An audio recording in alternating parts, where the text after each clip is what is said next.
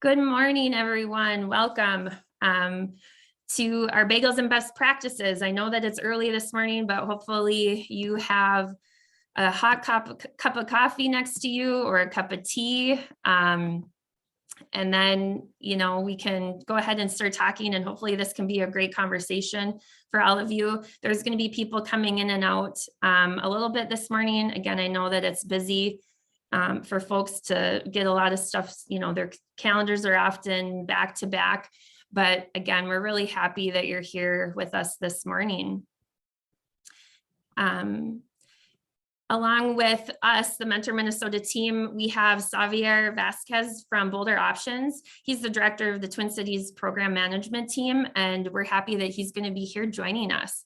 But before we really dive in, you can go to the next slide, please. Before we dive in, we're going to go ahead and just take a mindfulness minute. That's kind of what I've started to try to pull into some of our programming. And it's just a minute to take a deep breath, maybe to grab another sip of coffee or tea, and kind of ground us this morning. Again, we know it's early, but we're happy again that you're up early with us, and just kind of ground us in the importance of mentorship. I've been lucky to be surrounded by impactful mentors throughout my entire life. This is why I understand how critical it is to support young people and invest in mentoring relationships, because those relationships are what made me the change maker I am today. Because the work that you're doing, it doesn't just make a difference on the world that we're living in today. It makes a huge difference on what the world will look like in the future.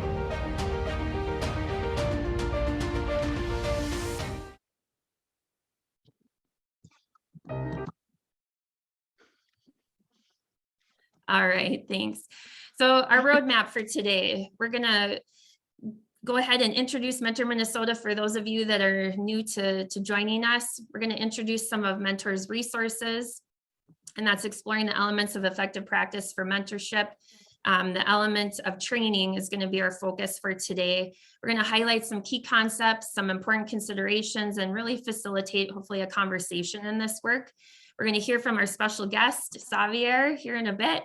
Again, he's the director of the Twin Cities program management at Boulder Options. And then at the end, provide a space for some question and answer that folks have.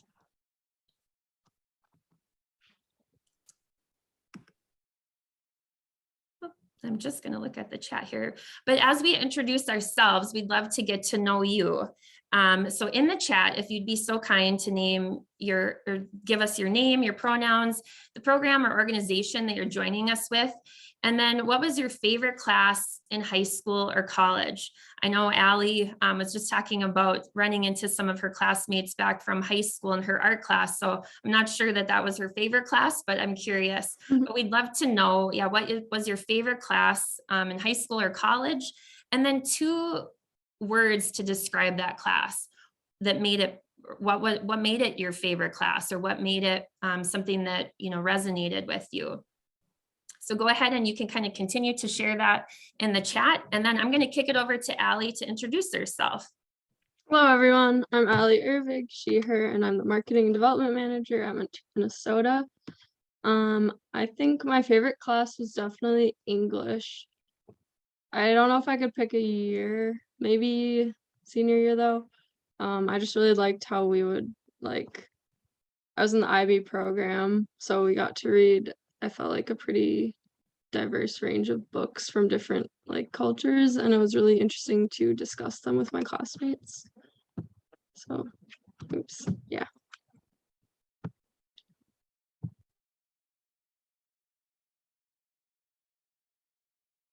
And I'm Emily Garay, she, her. I'm the program director here at Mentor Minnesota. For me, my favorite class growing up was later in life, in college. I love social theory, and everyone looks at me and often shakes their head like, social theory, what? That's one of the most complicated, maybe hard thing to digest as far as content. But I think I loved it so much for 2 reasons. 1, it was engaging, and 2, it was reflective. That class offered a chance for me to kind of soak in content and to reflect a little bit about what I thought about different things, what my perspective was. So again, engaging and reflective. So I encourage you to go ahead and keep sharing in the chat. We're going to be kind of coming back to that a little bit later on in the presentation. And also I want to just mention that there will be some time at the end for questions and answers, but go ahead, and if you have questions along the way, often I'm not great at looking at the chat and trying to get through everything, but we'll do our best to go back and then answer any of those questions as we go. So go ahead and continue to share. All right, so a little bit more about Mentor Minnesota. Excuse me. I really want to just point out, like, our mission here at Mentor Minnesota is to fuel the quality of equitable and inclusive developmental relationships. So what does that mean? That really means we want to support you, the adults. We believe in holistic youth development and that we want to elevate quality, connect people to each other like we're doing here this morning, even if we're still a little bit sleepy, and influence systems as we advocate for youth and young power across a range of environments, whether that's school, work, out in their communities. But really, again, we're here to help support all of you as you move forward with your programs. So a little bit more about all of our resources, and we're going to be talking about a few of these today and sharing those out with you. So we believe in empirical research and, believing that the importance of evidence-based practices is really as our guide in providing support and these resources to share them all out with you. And so we'll be highlighting the elements of effective practice for mentoring. We call it the EEP because we use it so much and refer back to that as really our foundational knowledge. So if you ever hear me say the EEP, I'm referring to those elements of effective practice for mentoring. I'm going to share in the chat when it comes to the elements of effective practice and also the EEP checklist for all of you to use. So let me add the links in here in just a second, but those are the two things that I'll kind of start with a little bit today.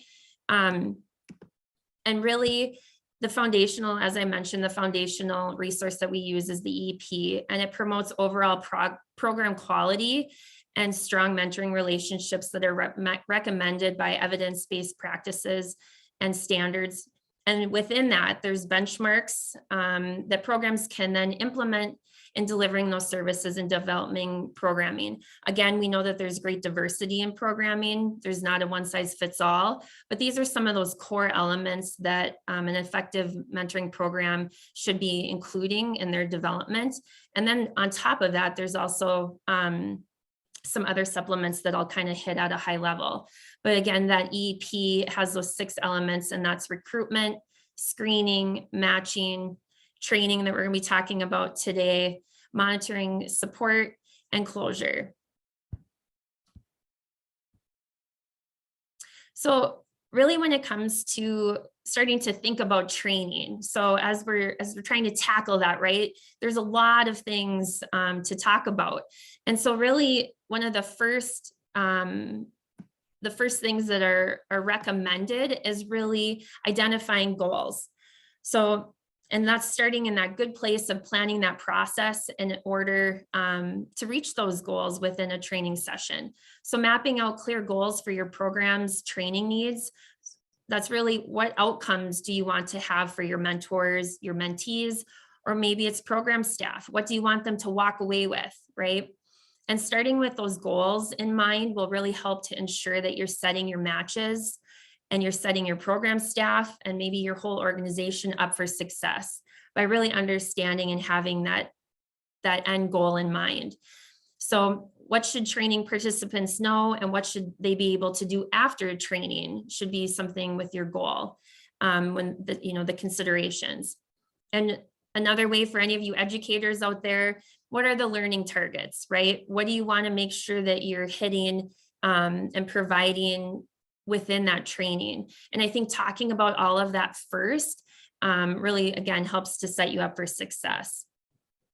Something else to keep in mind when it comes to planning is that orientation and early match training provides foundation. So once you've identified those goals, then really thinking about some foundational information that you want the mentors, mentees, your mentees' parents and guardians to really understand. And as mentoring relationship develops, it's important for program staff to monitor the needs and offer, trainings that evolve along with that relationship. So as you notice, when we go through some of this, there's several recommendations of topics to cover. There's a broad range. And again, as all of you are diverse within your programs and your organizations, so will be the goals, right? So there's a lot of different ways that you can kind of mold and develop this. And for a timeline, it's recommended that you're spending at a minimum of 2 hours with your training, but really in looking at all of it, it's going to take closer to around that 6 hours. So again, when you're planning, kind of having that idea that this isn't going to be a quick thing, right? That it's an ongoing, continual process. And lastly, when it comes to planning, also considering that the EEP recommends that programs offer 1 or more opportunities per year for your post-match mentoring training. So as you gather that feedback from your mentors, your mentees, your program staff, look for some common support needs that could be addressed through some training, whether that's incorporating trauma and trauma responsive training, or perhaps it's mental health first aid, perhaps it's talking about critical mentoring and all those different cultural humility practices. So really, again, always being in conversation with your matches and your programming staff. So now that you've, thought about considering different goals and outcomes that you want to have with your training, how do you create an effective training? So again, this is a high level, but just to kind of get you thinking about this process and know that you can always reach out to us and that we want to help you along the way. But now that you've identified those goals and start to think about some time considerations, what are some helpful ways to create effective training? And I think one of the big ones is that you want to customize your training to meet those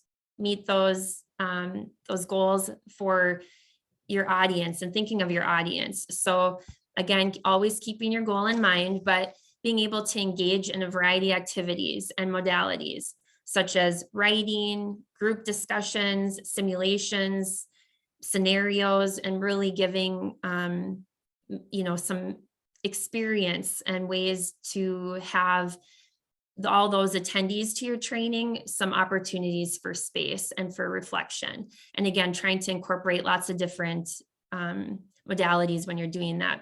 Also consider the age of your audience. So youth, knowing how, have a shorter attention span, they need to get up and move. But I think really that's any humans. So if you consider, if you're sitting in a Zoom call for 2 hours, that's a long time. So providing time for people to get up and move around a little bit is always a good idea. And go ahead and leave some air in there too, some time for reflection, conversation, that's always really good. And also recognizing that adults bring life experience that often they like to share. So maybe you can incorporate that with different reflection opportunities within your training. And also consider everyone learns by doing. So maybe, again, that's role playing, scenarios, and some other activities that you can do to bring your training to life. And then go back to the questions about your class, your favorite class. I'd love to kind of have you think about that, because perhaps it can help you be innovative with your training. So something that you really loved, maybe it's incorporating art, maybe it's incorporating English and Shakespeare somehow, providing quotes. Perhaps if it's chemistry, maybe you're doing a fun experiment as an icebreaker. I love all of these in the chat. So if there's other things you want to share, ideas, I'd love to hear them. But again, thinking back to your own experiences with training or your own experiences with learning. And then again, asking your program staff, asking your mentors to be part of that conversation when it comes to planning. And again, knowing that it can be often then resonate with folks a little bit more and make it a little bit more engaging and meaningful for them. So some topics for mentors, as I mentioned, that the EEP recommends at a minimum of 2 hours.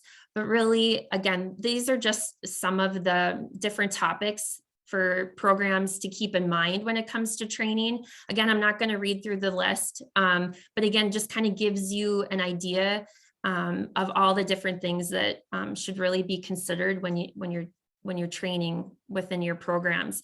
So there, and again, there's more than 24 topics, and again, anywhere from 2 to 6 hours is the recommendation. But again, I think it's more reasonable to consider that it's going to be about 6 hours with just some basic foundational training.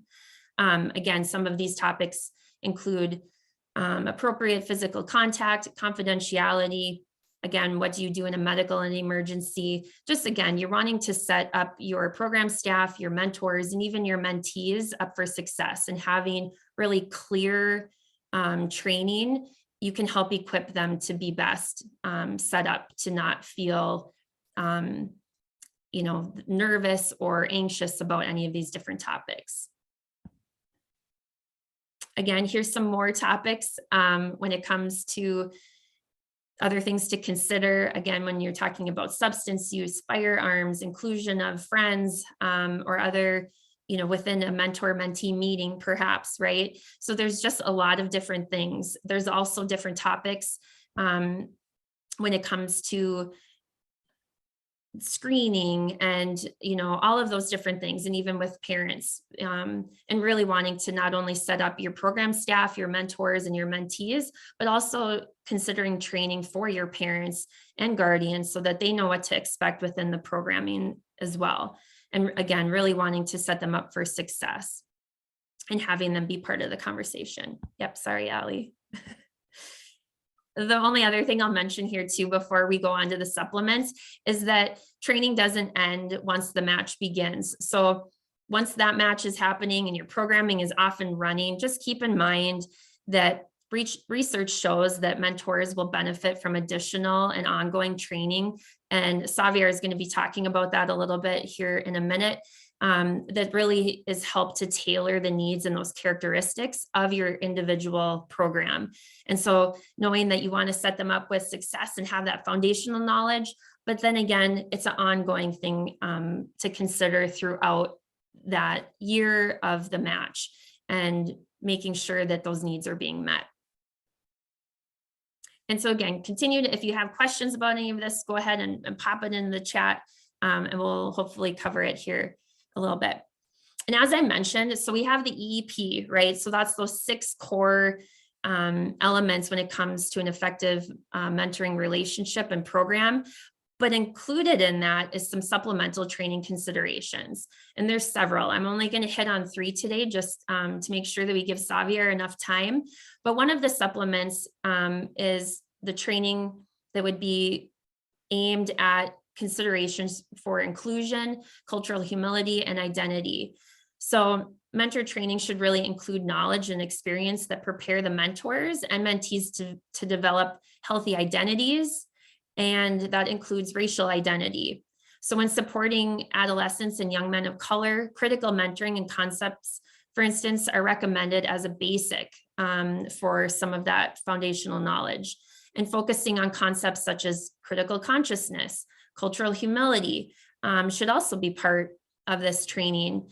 Included in that might be as well training on the understanding of implicit bias. And so I'm going to be sharing out some resources for all of you in a wraparound that help to kind of set up some of these tools. What does this look like? Because I think that this can be really helpful as you're creating sort of this plan for your training as you go forward.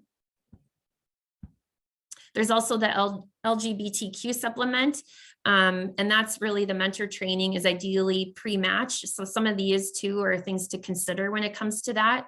But mentor training ideally is pre-match, and so that utilizes role-playing exercises and other training techniques that allow the mentors to practice positive and non-judgmental responses to sudden disclosures about youth's identity, about their behaviors or challenges.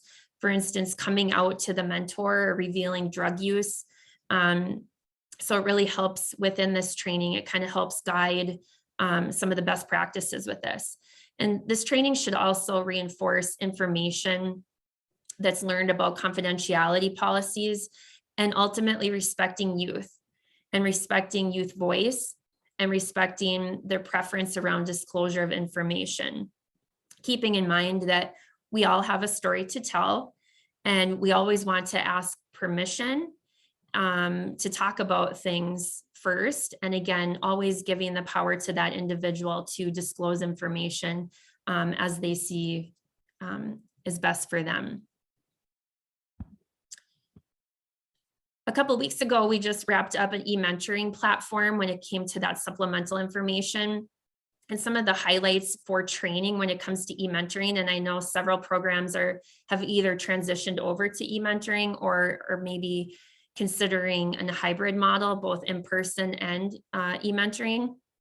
So some of the things that stick out as far as training is concerned with this, and again, I'll be sharing all of this out with you, are that mentors will need to be trained on the platform being used.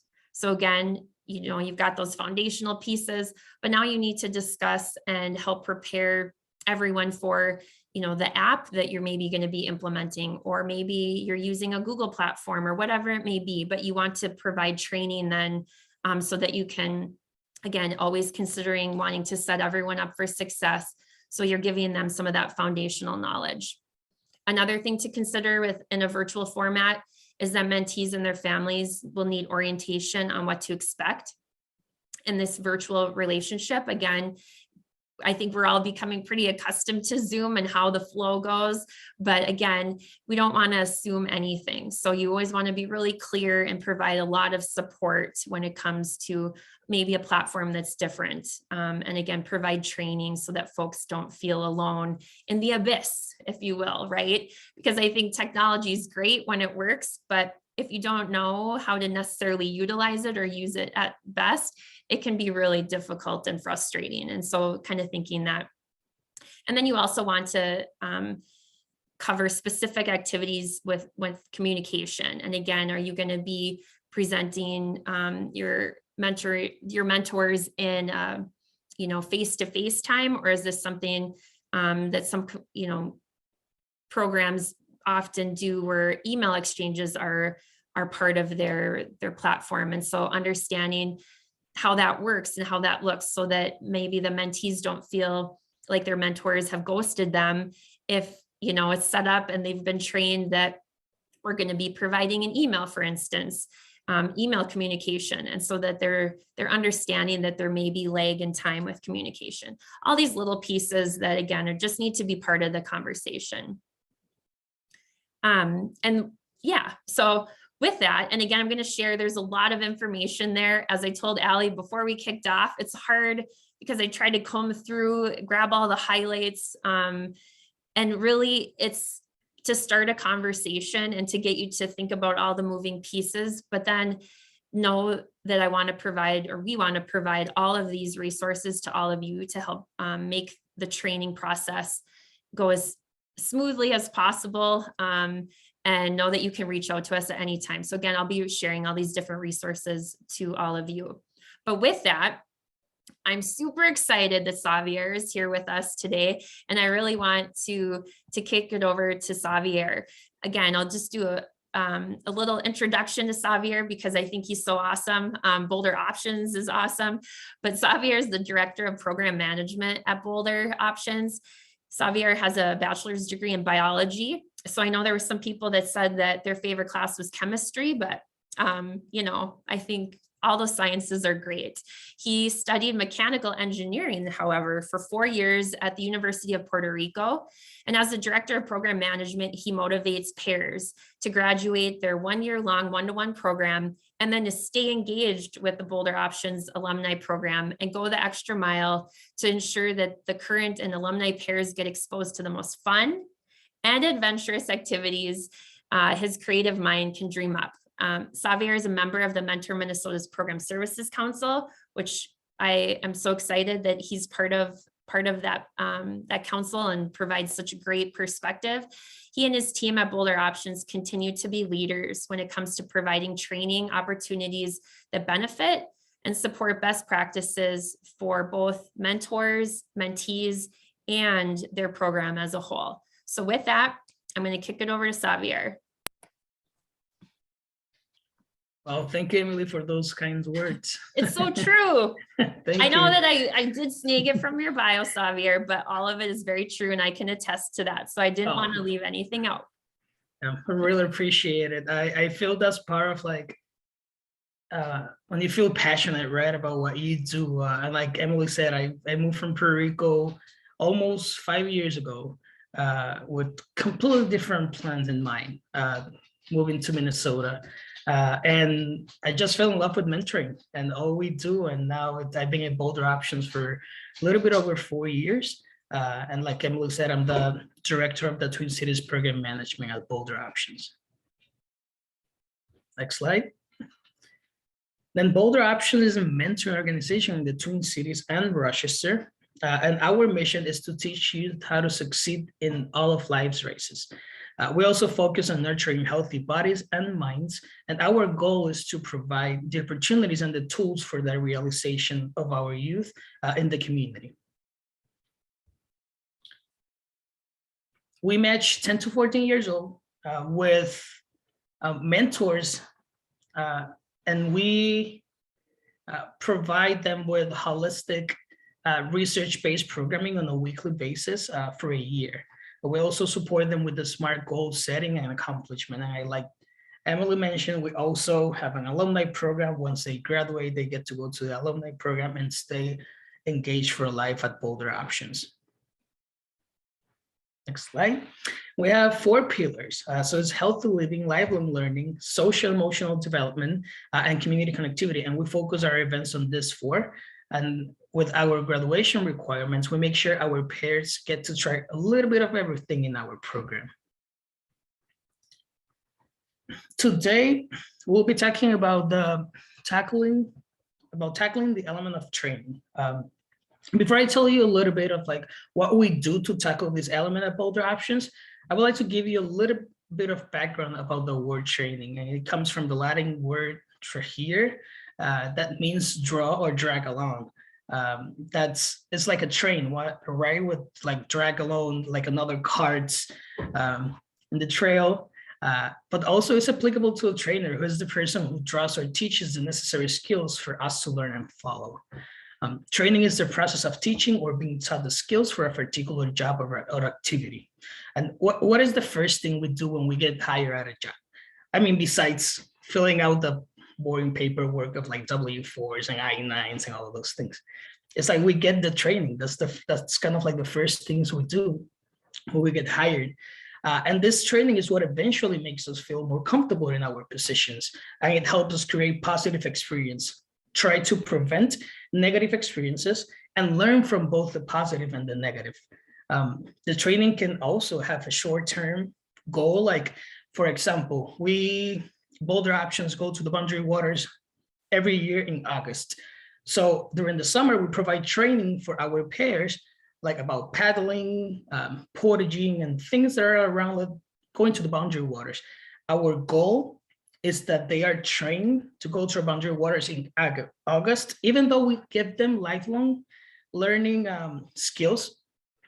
That's like our short-term goal, right? When it comes to, we can also have a long-term goal, which is, for example, certifications that we take as staff members that we know that we're going to use them for life. So that's kind of like, we don't have a specific time frame to use those, but we can continuously use them over time. And like I said, even though you have sometimes short-term goals for your training, you learn skills. You might learn skills that you can use for life in those trainings. And training is a very important part of our organization, and we take pride in the quality of the training provided because it leads to the organization's growth. In 2021, our staff did 192 hours of professional development. We had 54 training sessions for our mentors between initial training and ongoing training, and we provided 36 youth training opportunities and engaged 167 family members in our family events. Next slide. we have different types of training when it comes to staff training. We have the initial training, which is necessary for doing the work at Boulder Options. We have self-identified training, which is a training that they kind of like choose on their own. We've had staff that say, I want to learn Spanish, and we provide them with opportunity. Okay, let's support you in learning Spanish or learning another language.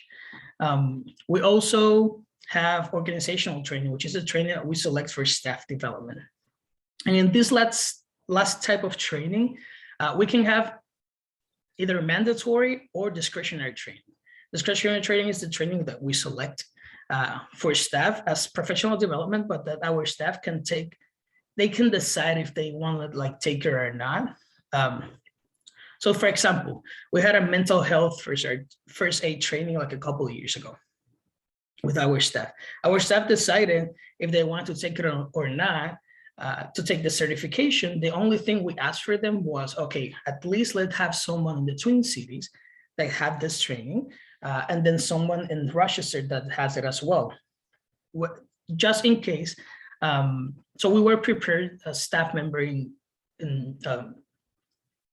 if something happened at those sites, that we have someone that was prepared with that certification. This was discretionary, but last year, for example, we started a mandatory training, which is the restorative practices training as an organization. And this was, like I said, mandatory. We all had to take the training in Boulder Options to move towards being more inclusive as a whole.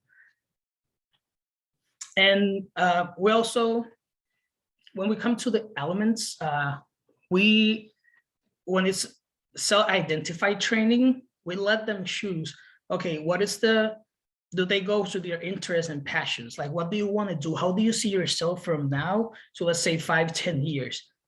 If you, like, depending on how you see yourself is how you decide how you're going to take your training for. So for example, I've had staff members that they say, you know what, in 5 years, I see myself being like working towards this area. And they decide, so in the one-on-one meetings I have with them, I'm always like, okay, let's choose for some goals here. What is your personal and professional goals? How can you get there? For example, with the youth, they say, I want to work in that, like, that's my dream job, but I don't have the requirements. And it's like, it's not about not having the requirements, is that what you can do now for in X amount of time, you have those requirements. So that is something that we focus a lot on our staff. We also do training around staff awareness, like LGBTQ plus ally side restorative practices.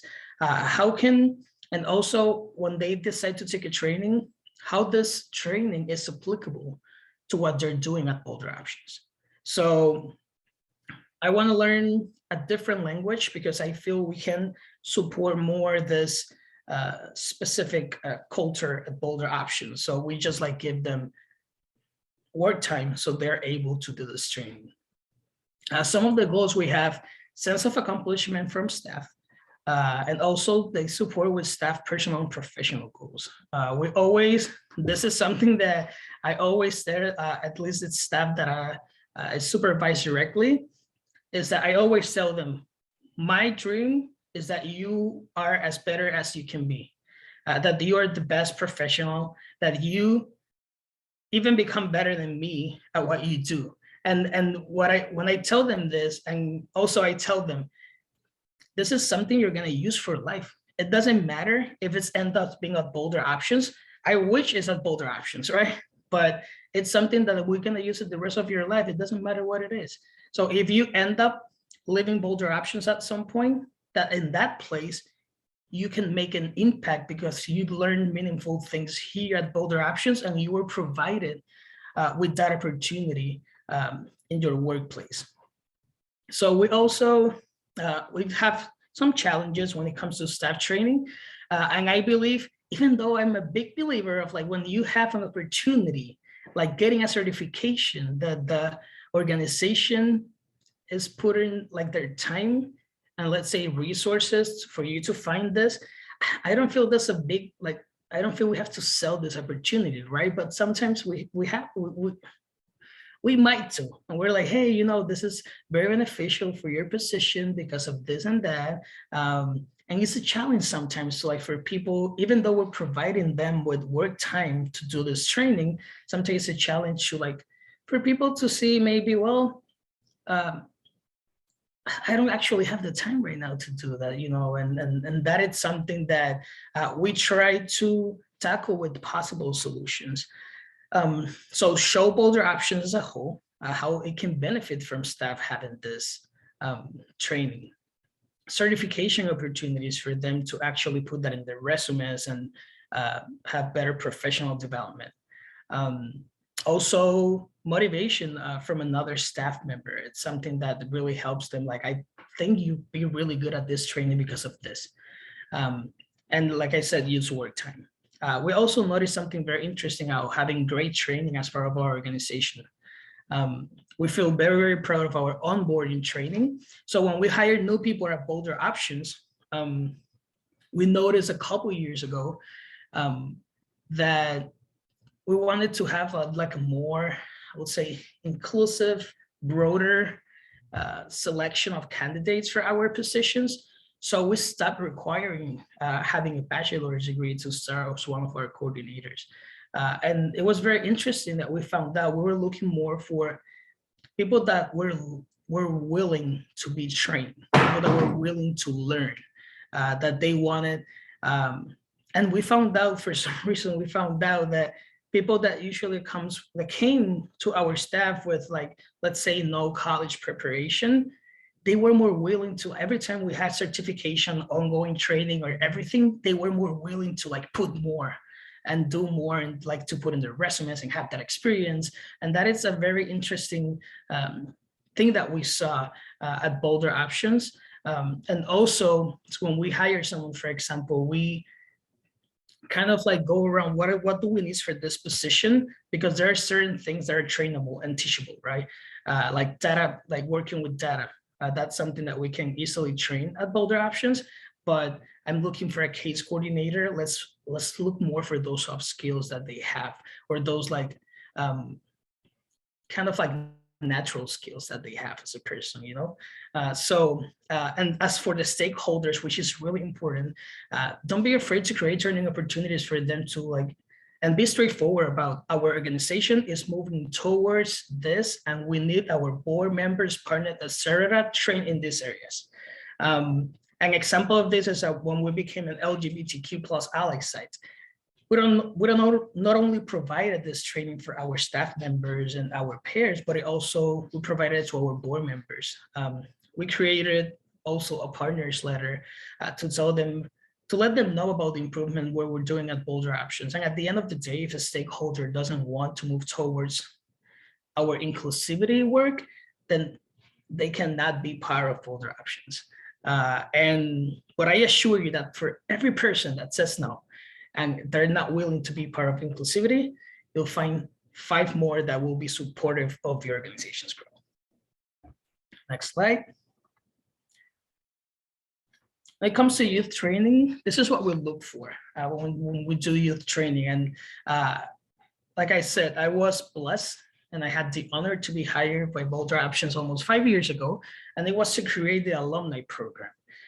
And in the alumni program, we developed a lot more the aspect of youth training, just because we're providing more leadership opportunities around this program.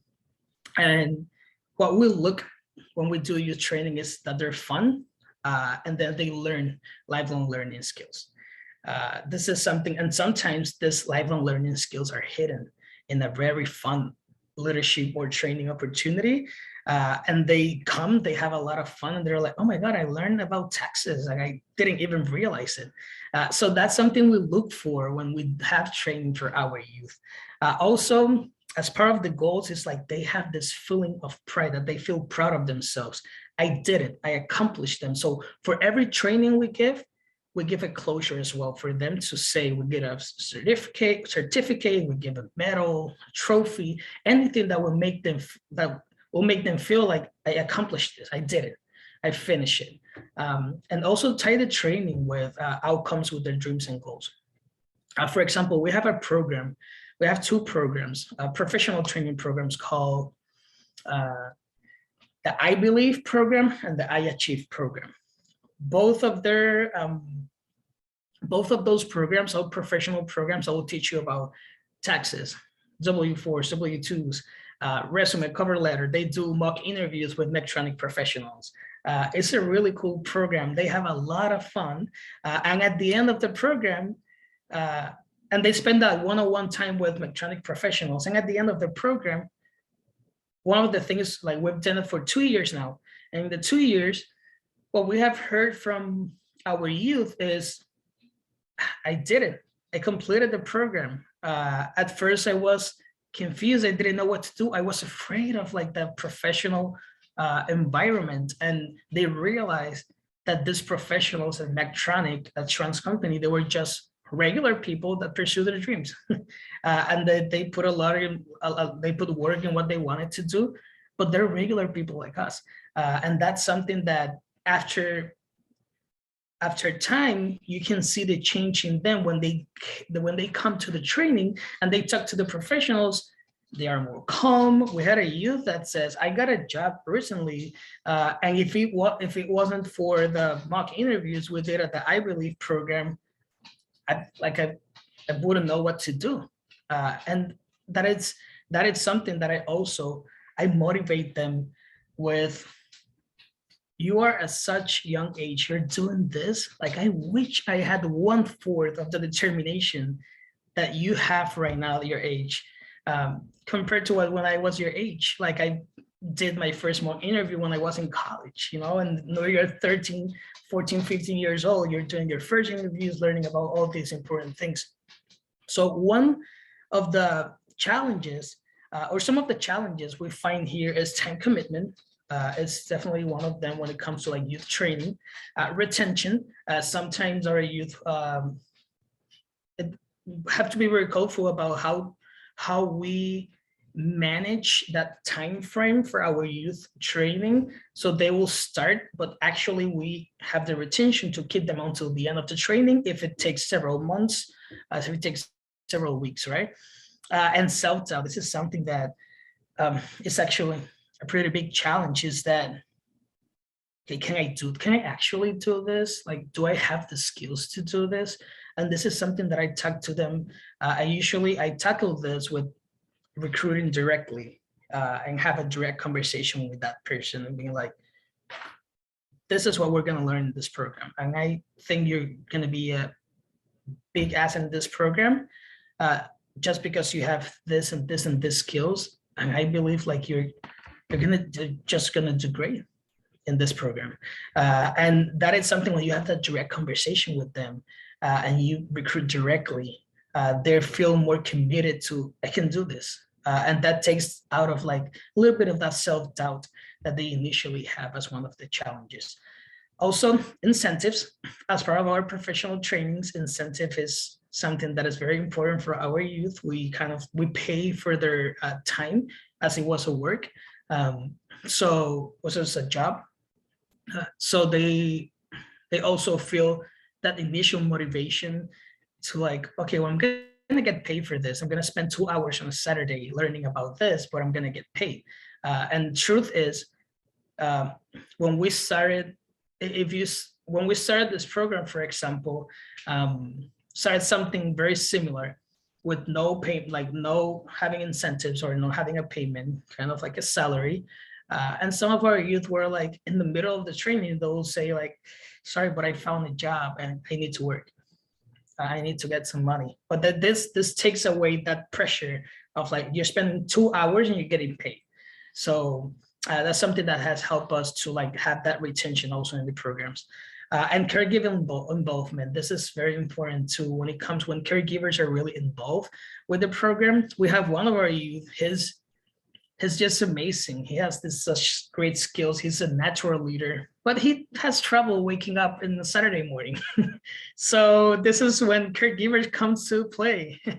And caregiver is she always go to him. I wakes him up, and I know that's something that he's gonna learn in the long run, you know. But he's 17, and that is something that and we're just building here a team. Like I have the trust to call him like, hey, are you awake? We meet in X amount of minutes.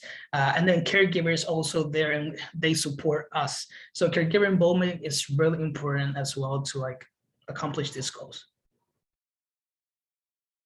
Next slide. We talk about the mentor training. Some of the elements we look for are that they're interactive and conversation-based, that we provide information in a variety of formats, videos, verbally, printed materials, and then the initial training for all mentors is like a 2-hour orientation, like Emily said, but it ends up being a little bit more. And then ongoing training available, but not required in a monthly basis. So some of the goals we have is providing mentors timely and relevant information to support them in their match. We'll provide them with a mentor handbook, we'll provide them with other resources as well. And for mentor meetups, we also do mentor meetups that are specific to some topics. So anti-racism, mental health, communication. And we also provide individual training if mentors needs it. Like, I'm going through the situation with my youth, what can I do? And then we open another training session for that mentor to like talk about it and kind of like go through it. And it's very important that our mentors know you don't need to have all the answers for everything. We're here to support you. So we have gained more retention just because like we created the support network for our mentors to feel like if I don't have the answers, I can feel vulnerable and tell the youth, I don't know right now, but I'll find that answer for you. They can come to us and we can figure it out. So that is very important for the mentors to feel that. We also, like I said, volunteer retention, because match closings can happen when mentors don't feel prepared. And we have the orientation, and the mentor meetups are a way for mentors to meet with other mentors. So it's just an opportunity to mingle and kind of like engage with other mentors in the community and get to know the staff members and widening that mentor support network. With some of the challenges is providing adequate training without taking too much of our volunteer time and keeping it balanced during orientation and meetups for people to connect about mentoring, but also get to know each other personally. The possible solutions, we tap into the resources that already exist. We also have some of the training. We let them be self-spaced and learning outside of facilitating trainings like videos, podcasts, printed materials, and things that they can learn in their own time, and also peer-to-peer mentoring. So we started inviting our alumni to mentors to our mentor meetups, and it was a huge success, just because our alumni had other insight or other information, because they would be matched with their mentees for a longer time, that our mentors, it was good for our mentors to hear about them, not only from us, from staff, but also from other mentors that say, oh, I went through the same situation when I started being a mentor. And then we found out that we provide the topics in the mentor meetups, and it ended up being like training mentors. So it's a really fun thing to see. Next slide. When it comes to family training, I think this is an area that we can do a lot better. And not too many organizations are providing family training opportunities. And this is something that, like I said, we engage our family members. Last year in 2021, our goal was increase family engagement. We increased it for like 70%. And we're very happy with that, but I feel we can do more and more. So we're looking for more opportunities to do this.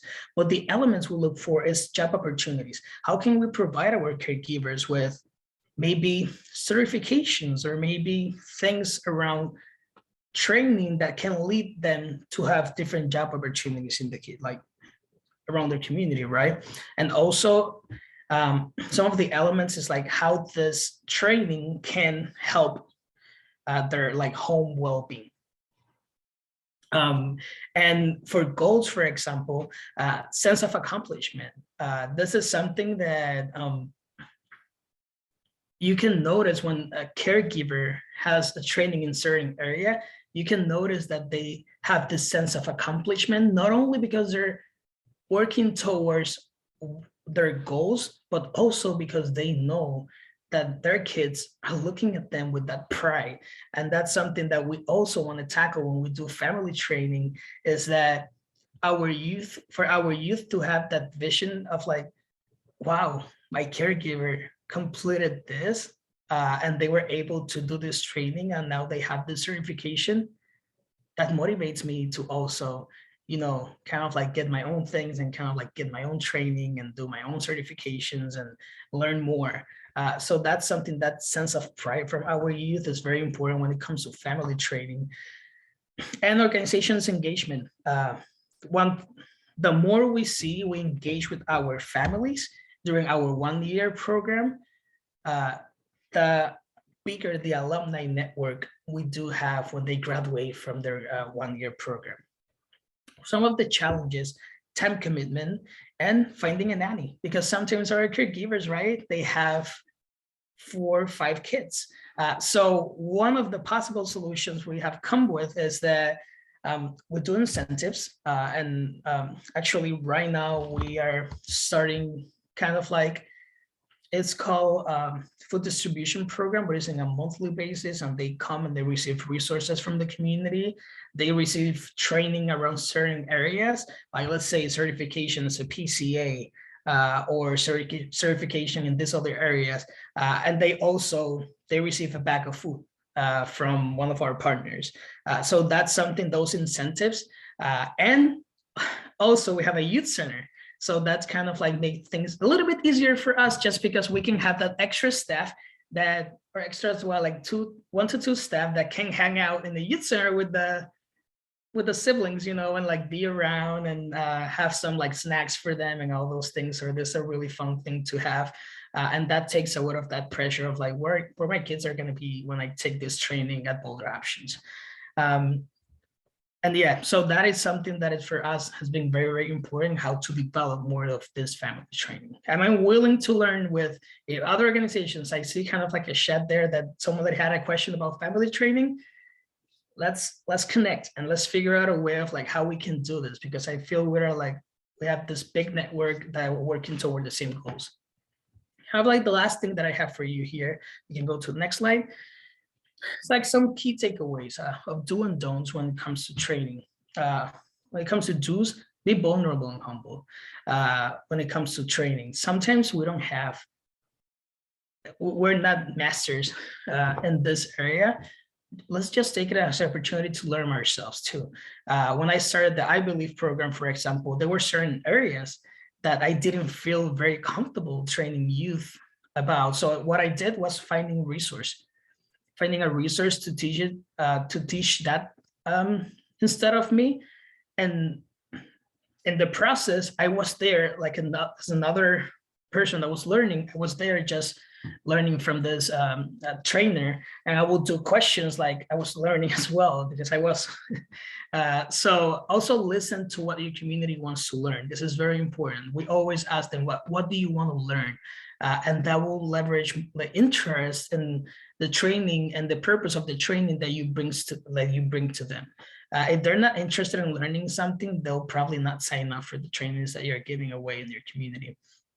And be open to find more solutions to upcoming challenges. Maybe the solutions that work for everyone, but find your own solutions to upcoming problems, and just like be open-minded about it. Some don't expect a reward, or at least not right away. Some of our youth have said, oh, I took this training 10 years ago and I use it for this and this, and maybe we didn't see it in that moment.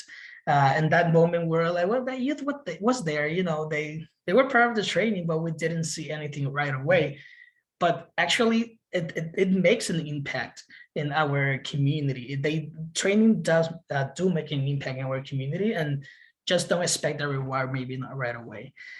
Don't be afraid of finding a resource, like I said. And also don't be afraid of like asking for another organization's insight. So connect with each other we're working towards the same goal. Let's help each other and support each other. And don't be afraid of providing training around different cultures. This is something that there's another opportunity to learn and to show your stakeholders that you care about their culture, that you want to learn more. We do this with our cooking classes, for example. We do cultural specific cooking classes, and we let the youth that is part of that culture kind of like guide this with us. We want to learn more from their culture. As staff members, we're not the ones teaching this, it's the youth and the family teaching this for us. So I think that's all I have for today.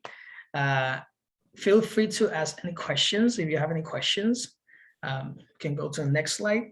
We have a question slide. There you go. And this is very important too. This is kind of like a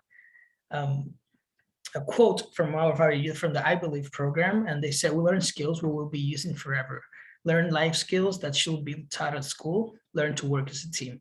So that is very refreshing when you see things like this, to when you hear things like this, because it confirms that what you're doing is working. So any question? That's so great, Xavier. I'm super excited you're here. And I think, I know like Nina in the chat shared, you know, really wanting to know and learn more information about family training. I'm so happy that you highlighted that. And I do agree that I think we need to do better when it comes to that. And again, you know, it's time for everyone to be at the table when it comes to talking about different issues and how can people feel, you know, supported. And I just wanted to kind of go back a little bit too. And so it was shared that someone's favorite class was photography and sharing storytelling. And I think if we can approach training much of the same way, like don't underestimate the power of storytelling. And as Xavier, you mentioned, you know, being vulnerable when it comes to thinking about how can we best support our families, our mentees, our mentors, our program staff. You know, if someone has a question or something that they're concerned about, there are others that do as well. It's kind of like when you're in a big group and people are afraid to ask a question, but then, you know, it's being vulnerable and asking that question because several will benefit. And again, as you mentioned, like we're all in this together. So how can we best support each other? I think so yeah, I'm really grateful. Definitely. And in the next slide, you'll see also my contact information. So feel free to reach out to me directly. Actually, the next one that says, thank you, sorry. So feel free to reach out to me directly. If you have any questions around this and you feel more comfortable just sending an email or giving me a call or a text, feel free to do so. Like I said, Boulder Options is always willing to share what we do, but also to learn from other organizations. So just feel free to connect with me. And here's information too for our Irish director. She couldn't be here today, but she's the one in charge of like mentor training.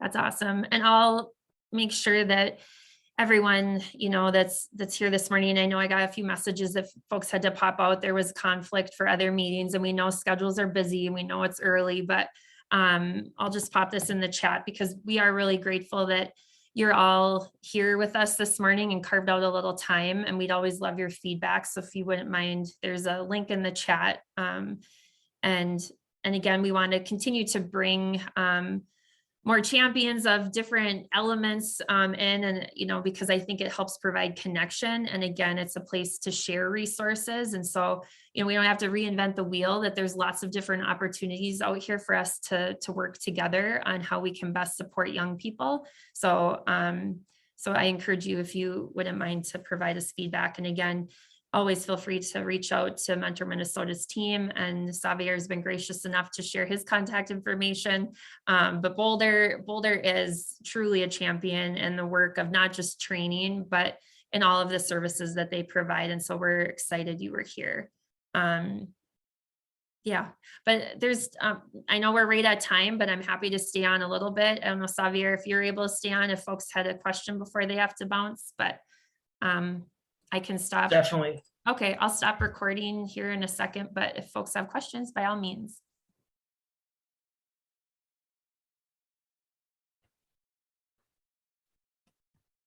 I did want to ask about how you made talking about or learning about taxes fun. I think that would be really something that I want to learn more, but So yeah, it usually comes, it comes with a session that is, we put a little bit of everything together in one of them. So it's like I-9s, W-4 taxes. They go to a breakout room with one of the professionals from Medtronic, and then they kind of like study like their own form, and they have to convince us, as if they were selling this form, they have to convince us when they come back to like the main room, they have to convince us that this form is very important, and is very like all the information that is needed. Like they have to convince us it's a really fun kind of like sheet to talk about. yeah, that is awesome and Yeah. brilliant. I Kind of mean, like selling their own form. no, it's great though, but and you know, there's other topics that are difficult. And so I think that's a good approach, right? How can you make that maybe, you know, element that's not overly exciting at first glance? How can you make it creative and fun? And yeah, I love that. It's very interesting because it's so fun when they come with their like selling techniques, and they come like, well, and they like start with a story. So once upon a time, there was a form that, and they start like they're selling points like that, and then it's just really fun how they use those to actually sell their form. Yeah, that's awesome. Thanks for sharing that. Yeah. Yeah, but I'll stop recording and then again, thank you so much. Thank you.